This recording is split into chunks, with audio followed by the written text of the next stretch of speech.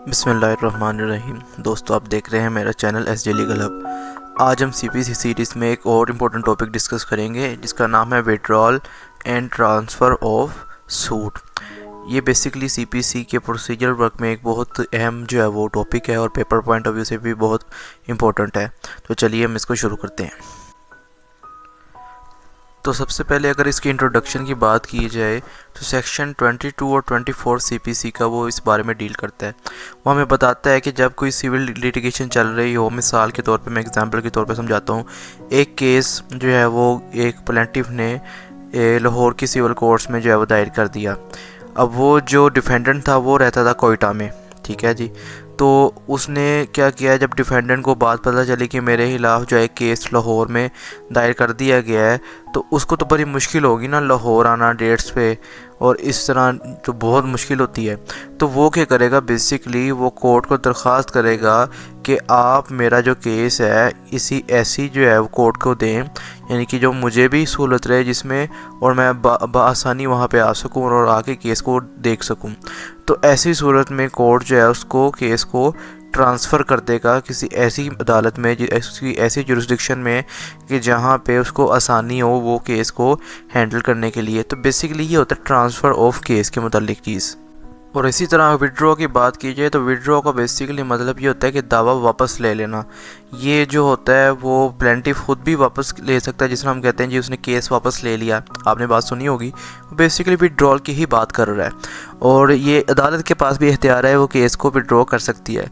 आगे इसकी अगर डेफिनेशन देखते हैं कि इसकी डेफिनेशन कहती है कि जो सबसे पहले विड्रॉल ऑफ सूट है, ये क्या होता है। कहता है withdrawal of a suit means when the court removes और take back a case from one court either to try itself to और to assign it to another competent court. यानी कि दावा वापस लेना या हटाना उस वक्त होता है जब अदालत किसी मुकदमे को किसी मातहत अदालत से निकाल कर खुद सुने या किसी और अदालत को मुंतकिल कर दे, ठीक है। और इसी तरह ट्रांसफ़र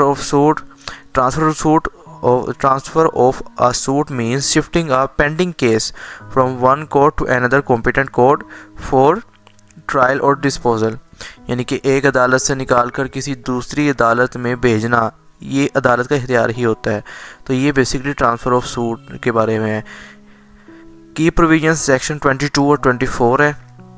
22 जो है वो बेसिकली ये सहूलत डिफेंडेंट को देता है कि वो क्या करे, allow a defendant to apply for transfer of a suit.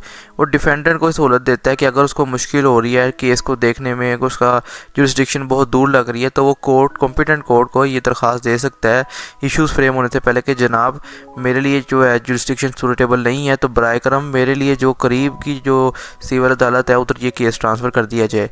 और जो 24 सेक्शन है वो बेसिकली हाई कोर्ट को या डिस्ट्रिक्ट कोर्ट्स को पावर देता है कि वो किसी भी अदालत से केस निकाल कर या तो खुद सुने या आगे किसी दूसरी कॉम्पिटेंट अदालत को वो भेज दें। तो बेसिकली ये आपने याद रखना कि विड्रॉ और ट्रांसफ़र ऑफ केस के मुतालिक। उसके बाद दोस्तों पेपर में मोस्टली वो यही पूछता है कि ग्राउंड्स क्या हैं जी किसी भी केस को ट्रांसफ़र करने की।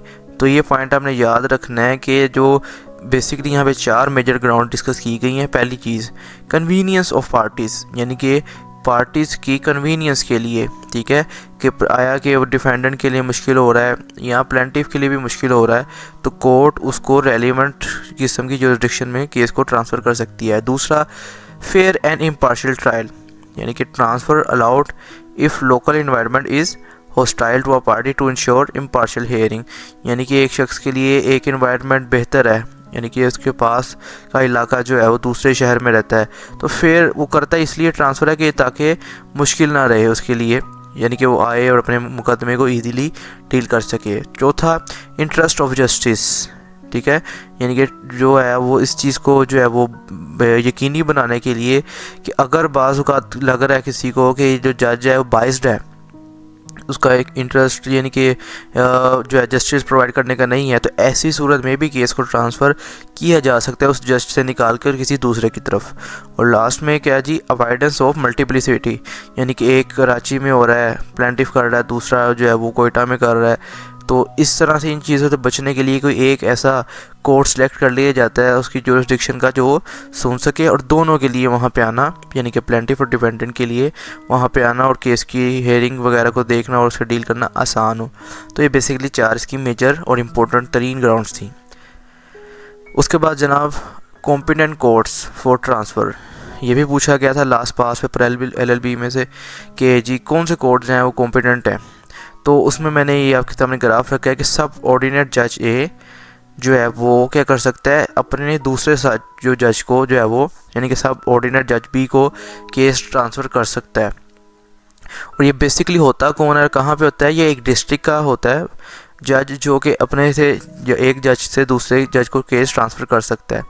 इसी तरह हाई कोर्ट के पास ये पावर है कि वो एक डिस्ट्रिक्ट कोर्ट से दूसरे डिस्ट्रिक्ट कोर्ट के अंदर जो है वो केस को ट्रांसफ़र कर सकती है। और इसी तरह हाई कोर्ट के साथ साथ सुप्रीम कोर्ट के पास भी ये पावर आ जाती है कि जब बात आती है प्रोविंस की, अभी तो हम डिस्ट्रिक्ट लेवल की बात कर रहे थे ना, अब एक सूबे से जब दूसरे सूबे में कन्वर्ट करना है ना, तो ये बेसिकली हाई कोर्ट के साथ साथ जहाँ पे सुप्रीम कोर्ट की भी पावर इस्तेमाल होती है और उसी की खास पावर है, लेकिन ये बहुत रेयर चांसेस होते हैं।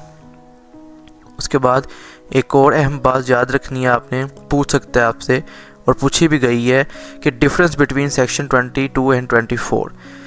ठीक है, तो पहली चीज़ आपने याद रखनी है टाइटल ऑफ सेक्शन, यानी कि 22 जो CPC सेक्शन है उसका टाइटल क्या है, transfer of suit on application by defendant, यानी कि ऐसा जो ट्रांसफ़र हो सकता है सूट का कि जिसके ऊपर पहले डिफेंडेंट एप्लीकेशन देता है कि जनाब ये केस को ट्रांसफ़र करें। जबकि 24 में क्या होता है, general power of transfer and withdrawal, यानी कि कोर्ट की पावर है कि वो चाहे तो उसको ट्रांसफ़र करे या उसको विड्रॉ कर दे। दूसरा पॉइंट, हु कैन इनिशिएट, तो जो सेक्शन 22 है ओनली पार्टी जो कि अमूमन डिफेंडेंट होती है वही अप्लाई कर सकती है एप्लीकेशन ट्रांसफ़र ऑफ सूट के लिए।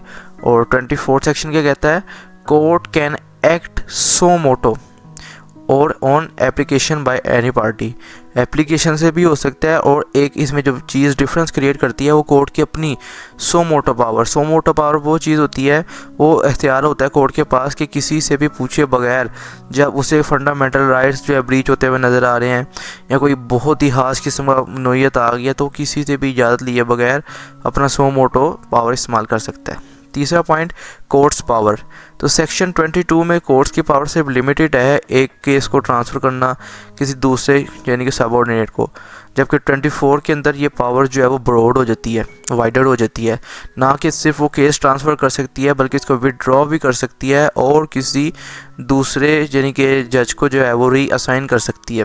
ठीक है, अगर उसे लगता है कोई जज बाइस्ड है तो दूसरे को भेज सकती है। देन स्कोप ऑफ एप्लीकेशन, तो between the courts under same appellate jurisdiction, यानी कि सेक्शन 22 CPC का ये कहता है कि अदालतों के अंदर ही जो उनके एपेलेट फॉर्म्स हैं उन्हीं की जुरिस्डिक्शन की हद तक ये है वो आप केस ट्रांसफ़र करा सकते हैं। जबकि 24 सेक्शन क्या कहता है, across jurisdiction under same high court and district court. ठीक है, यहाँ पे बात आ जाती है हाई कोर्ट की और डिस्ट्रिक्ट कोर्ट की कि वो जो है वो क्या कर सकते हैं, जहाँ पे जुरिस्डिक्शन बनती है वहाँ पे केस को ट्रांसफ़र कर सकते हैं। देन इसमें एक पॉइंट है नोटिस टू अपोजिट पार्टी, तो जो सेक्शन 22 है वो कहता है कि मैंडेटरी है बिफोर हेयरिंग द एप्लीकेशन, यानी कि जब आप कहते हैं अदालत को कि ये केस ट्रांसफ़र कर दें तो उसके बाद जो नोटिस होता है ना अदालत वो उसको भी भेजती है दूसरी पार्टी को भी जो अमूमन प्लेंटिफ होती है कि जी केस ट्रांसफ़र होने लगा है तो उनसे आगाह किया जाता है। जबकि 24 सेक्शन जो है वो इससे मुबर्रा है, वो चाहे तो बुला सकता है और चाहे इटसेल्फ भी अनाउंस कर सकता है। Then type of cases, section 22 जो है वो सिविल सूट को देखता है और जबकि 24 जो है वो सिविल प्रोसीडिंग्स को देखता है। ठीक है, इस प्रोसीडिंग्स की यानी कि सूट कैसे है, अपील है, उसकी एग्जीक्यूशन वगैरह। एंड देन डिस्क्रिशनरी पावर, तो जो सेक्शन 22 क्या कहता है, power of transfer lies with appellate court only. ठीक है, जहाँ पे अपील्स वगैरह दी जाती हैं सिर्फ वहाँ तक महदूद है इनकी पावर्स। और जबकि 24 में क्या है, power lies with district courts और हाई कोर्ट, वो डिस्ट्रिक्ट और हाई कोर्ट यानी कि वाइडर पावर हो जाती है। एग्जांपल दोनों की एक एक समझेंगे कि सेक्शन 22 का एग्जांपल दे रहा है कि defendant in Lahore applies to court to transfer case to Gujranwala, यानी कि लाहौर का जो डिफेंडेंट है उसने अप्लाई किया कि हाई कोर्ट में कि इसका केस जो है वो गुजरांवाला की तरफ कन्वर्ट कर दिया जाए। और इसी तरह 24 सेक्शन की एक एग्जांपल देखिए, high court withdraws a case from Multan and transfer to itself. ठीक है, तो ये बेसिकली बहुत ही इंपॉर्टेंट टॉपिक था इसका डिफरेंस का, और इसमें एक लैंडमार्क केस को भी हम ज़रूर ऐड करेंगे। इंपॉर्टेंट होता है, पेपर में अच्छा इंप्रेशन जाता है। आप किसी भी कॉम्पिटिटिव एग्ज़ाम में हो या छोटे से किसी भी एग्ज़ाम में हो तो आप केस ज़रूर लिखा करें। तो ज़ोहरा बेगम वर्सेस सईद अमीर अली, ठीक है, PLD 1977 लाहौर 107 पेज। और इस केस में ये बात को वाज़िया किया गया, इन शॉर्ट में बताता हूँ आपको, कि सेक्शन 22 एंड 24 ऐसा नहीं है कि आप हर केस के अंदर अप्लाई कर दें। वो बहुत ही रेयर चांसेस या बहुत ही स्पेसिफिक ग्राउंड जो मैंने आपको बताई है ना, अगर वो पाई जाएंगी किसी केस में तब ही केस को ट्रांसफ़र या विड्रॉ किया जाएगा।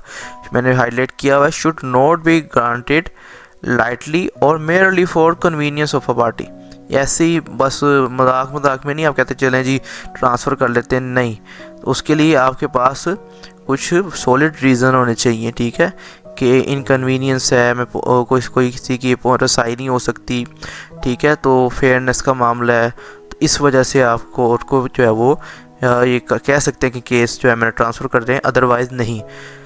दोस्तों, ये था आज का हमारा टॉपिक जी, विड्रॉ और ट्रांसफ़र ऑफ सिविल सूट के मुतालिक, जो मैंने आपको बहुत ही आसान वर्डिंग में समझाने की कोशिश की है विद एग्जांपल्स। तो उम्मीद है आपको आज का टॉपिक पसंद आया होगा।